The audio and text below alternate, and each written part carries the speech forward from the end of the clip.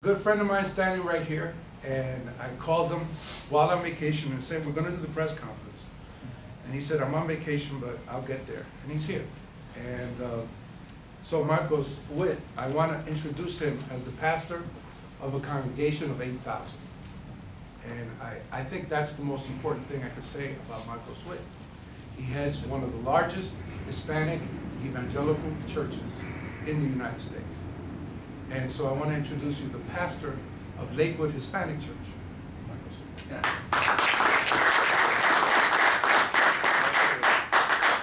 Well, we're proud of Esperanza USA and now Esperanza for America. We're engaged with it. We're excited about it. We're joining efforts strongly with Esperanza to make sure as many people as possible hear this message and become participants.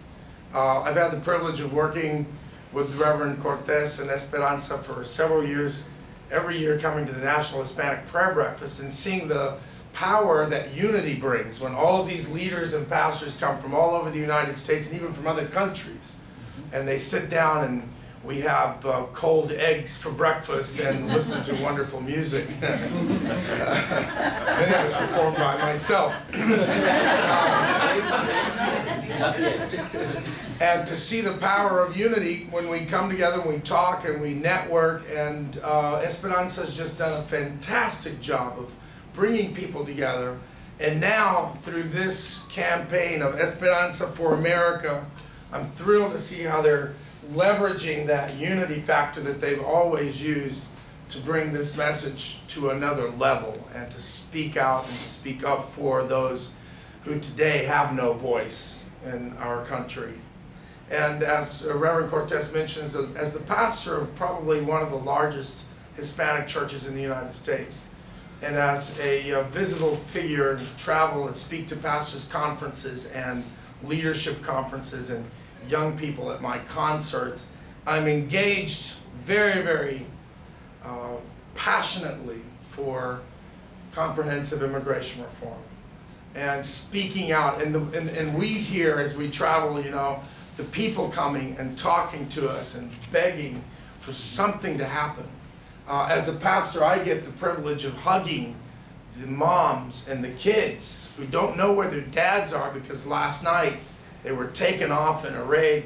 They have not had a phone call. They don't know where they're at. And sometimes they don't know for weeks.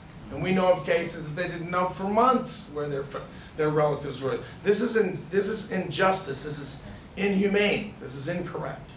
And as pastors, we're the guys, you know, weeping with these ladies and crying with these kids, and in many cases feeding their kids while their main breadwinners are locked away somewhere in some undisclosed location. So, I'm going to be traveling the country and raising my voice. It's a pretty loud voice. I'm going to be singing and talking and doing press conferences like we're doing today and helping promote Esperanza for America and making sure people raise their voice. Because as a pastor, the current situation, I can say this with authority, the current situation that we're living in is nothing short of a humanitarian crisis. Yes.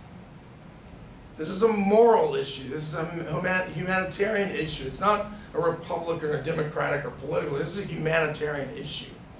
And I was stirred a few moments ago as the gentleman stood up here with tears in his eyes. The passion that I saw in his heart, it challenged me to have even greater passion for this cause, and I want to thank you for that. I'm so stirred by it. I'm not even going to look your way because I'll start crying with you. So my question is, when can we stop playing the politics game? Amen. And start doing something for our country and helping solve the problem for our country? And my answer to that question, I think it's now. We need to do this now.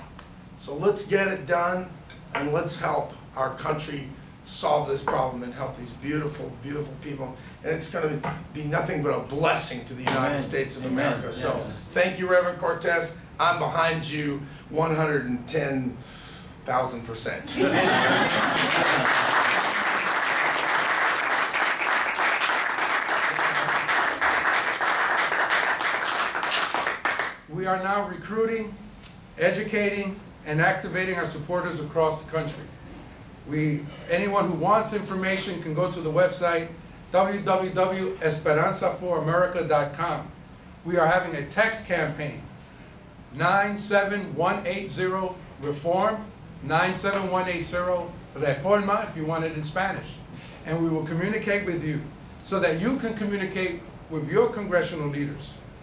What will Congress see from us? They're going to see support in the form of meeting requests, letters, phone calls, and emails, and we are going to activate our congregations at home.